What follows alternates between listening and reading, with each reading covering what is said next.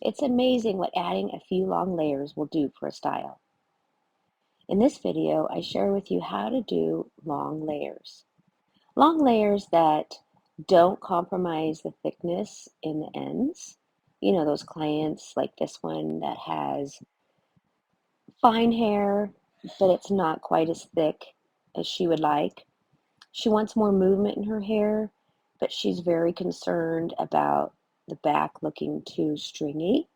So in this video, I am sharing with you how I cut her hair in long layers, but still kept her length. To start off, I decided I would just clean up her ends.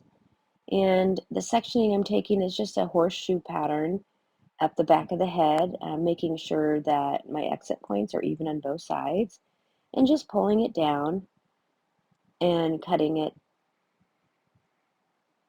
at zero elevation.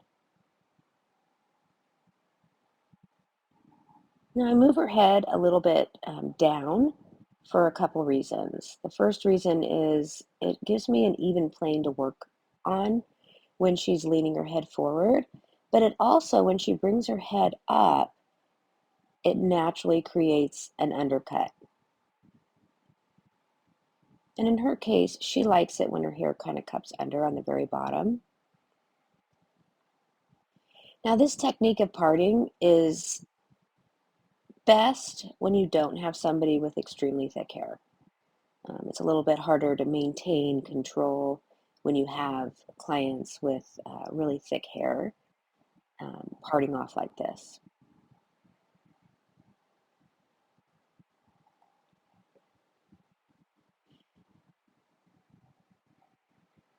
As I move up the back of the head, I'm just making sure that I take enough section that I can see my guide underneath. And as you can see, I'm cutting palm to palm.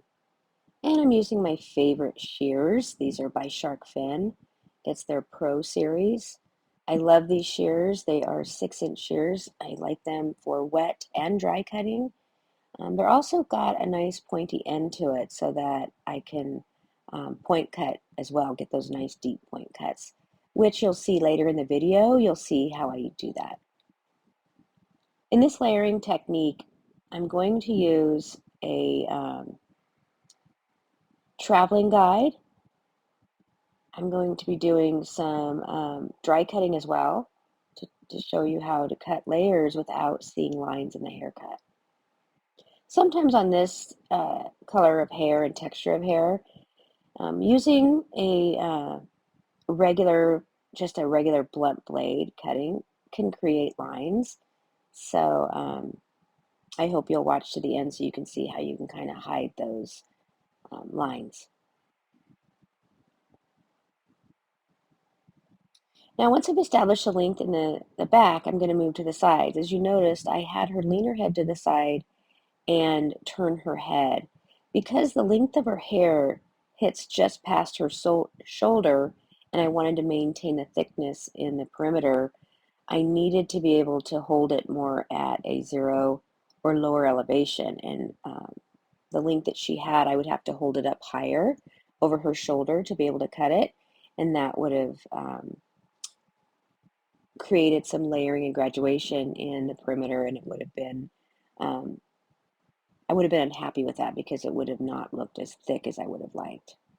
So by turning their head and taking a little piece of the back section as your guide and then cutting against the front of her, it alleviates that problem. Here I'm just establishing her length here in the fringe area. She has really fine hair in the front. She has that hair when women tend to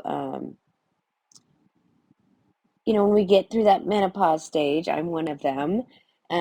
It's kind of a touchy subject when I'm talking about it, but our hair, as it ages, it gets finer around the hairline, and we tend to get a little thinner there and have a little recession area. So I was really careful there to make sure that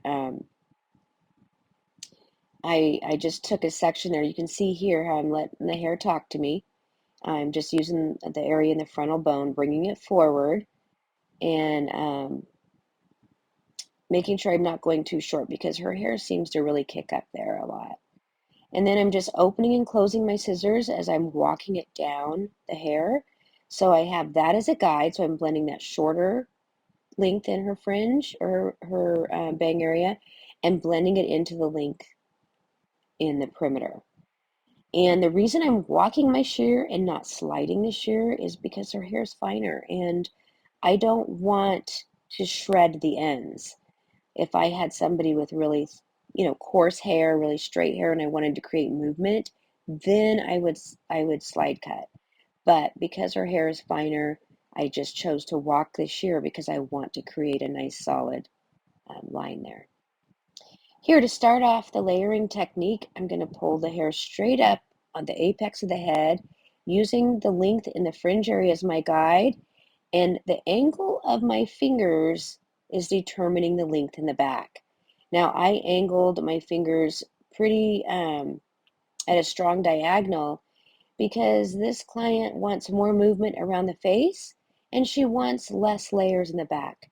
She really was very specific about making sure that I maintain um, the density in the perimeter of her hair and adding some layers so she gets some movement back there. So as you can see how I'm going from shorter to longer. Now what I'm doing here is I'm creating a guide that I can use all the way around the head. So by creating a guide down the center, I'll be able to part the head off into 4 panels and have a guide in each panel.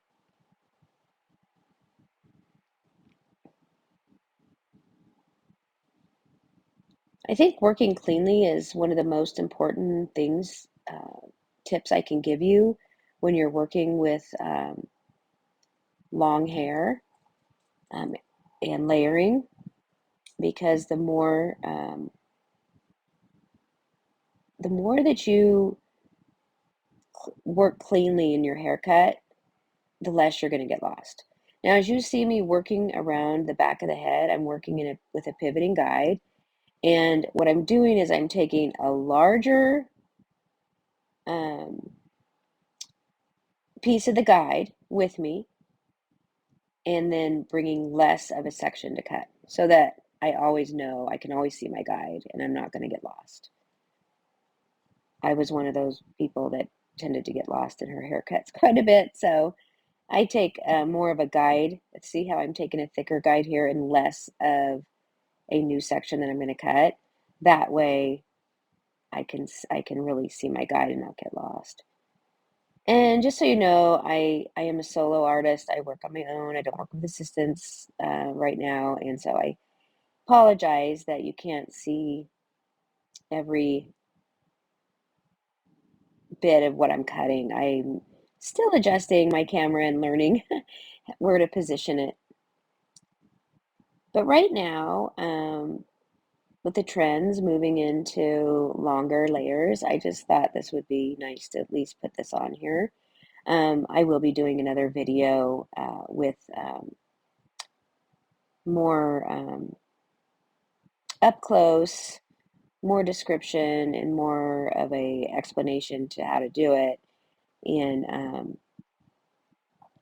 in a later video. But also the techniques that I'm using in here is also in my course that I have launched now. It's called the Classics of Haircutting, and in that course, I go over all the fundamentals and artistic disciplines that are required for haircutting. And we as artists we are very creative, and a lot of times we can look at a haircut that a client is asking us for and create it. But the problem that we have is that um, does it last? And I can tell you that a lot of times it doesn't. When a client uh, is styling their hair at home, a haircut that has a good foundation will style easily. It's not going to be tough.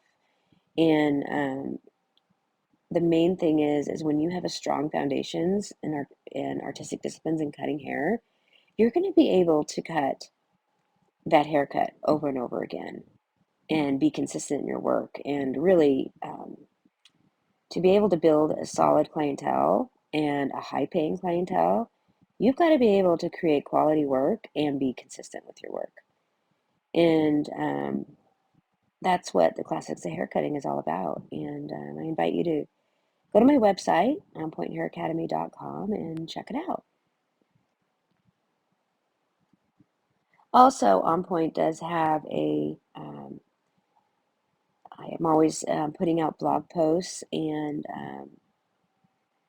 little tips on my On Point site. So if you'd like to, be part of get a newsletter every month and be part of the community. We're in a chat community talking to each other, and I'm sharing some more tips and some of my knowledge. Be sure to go over to On Point Hair Academy and sign up and be part of my community. As you can see here, when I'm moving through the sides, I am moving from a traveling, working on pie sections, and when I hit the side of the head, I'm going vertical. And then when I went around the side of the face, I started to go pivoting again. So on the back of the head where the head's round, I'm using pivoting sections. And when I move to the side of the head where it's flat, I'm using vertical sections. And then when I get around to the frontal bone where it's round again, then I'm using pivoting guide. Here, I'm just going through and checking, always going in opposite the way I cut and double checking and making sure that I'm even on both sides.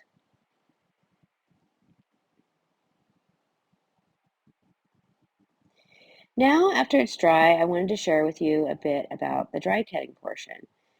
So, I was very careful when I was cutting it wet to elevate the hair so that I wasn't cutting into the perimeter of the hair. But because I do that, there's going to be a little point in between where I cut and the perimeter of the hair. So by going in and using my fingers and fanning out the hair, I'm point cutting to create a soft line so that it's a soft blend into the perimeter, but I'm being very, very careful not to cut into the perimeter of the haircut. And by point cutting, it just really gives a soft blend.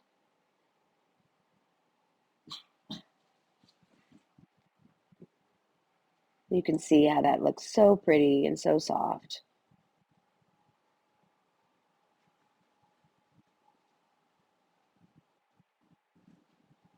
I want you to watch my fingers. If you notice how I kind of turn my hand and I kind of fan the hair out, it makes it a lot easier to point cut. And these shark fin, their Pro Series line of a scissor, the 6-inch blade, I love it because I'm able to go in a little bit deeper and it's got a nice pointy edge to it. So I'm able to get in deeper and really get into make it look really fine and soft. The more you go in straight in, the softer it's going to be, and you're not going to see any lines. And I always recommend as you're going, stop, check, visually, do a visual check, see how it looks.